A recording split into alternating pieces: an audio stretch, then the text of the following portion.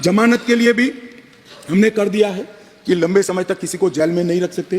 पहली बार अपराध करने को 1/3 सजा का जो प्रोविजन है, 1/3 अगर अंडर ट्रायल कर लिया तो इसको मुक्ति दे सकते हो, और बाकी सभी मामलों में 1/2 किया है जो गंभीर प्रकार की हत्या, डकैती, ऐसे मामले हैं।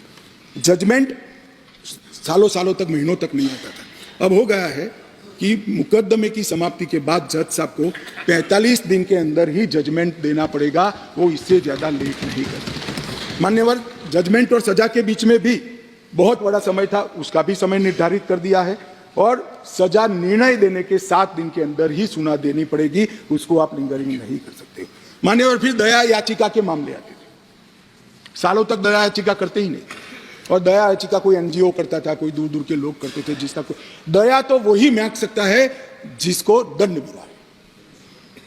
दया मांगने का अधिकार और किसी को नहीं। मान्यवर, उच्चतम न्यायालय की अपील खारिज करने के 30 दिन के अंदर ही दया की अर्जी करनी पड़ेगी, बाद में आपको इसका अधिकार नहीं रहेगा। राज्यपाल, सरकार, सबके लिए यस और नो कहने का समय का प्रावधान भी इसमें हमने मान्यवर तय कर दिया। महिलाओं की सुरक्षा के लिए भी इसमें ढेर सारे प्रावधान किए मान्यवर। ई-एफआईआर से अगर किसी को सबसे बड़ा राहत मिलने वाला है तो महिलाओं को मिल रहा है।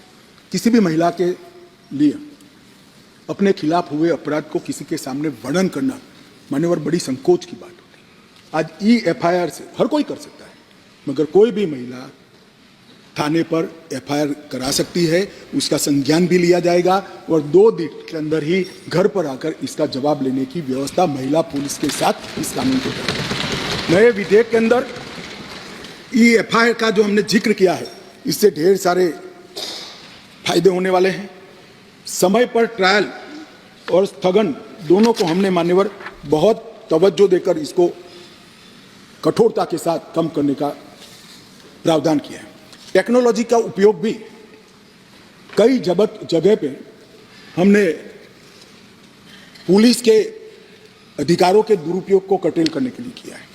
क्राइम सीन इन्वेस्टिगेशन, ट्रायल, ये तीनों चरण में हमने टेक्नोलॉजी के उपयोग को तवज्जो दी है। पुलिस जांच में पारदर्शिता और जवाबदेही इससे निश्चित रूप से सुनिश्चित तो होगी ही होगी, परंतु सबूतों की गुणवत्ता में भी सुधार होगा। विक्टिम और आरोपी दोनों के अधिकारों की रक्षा होगी।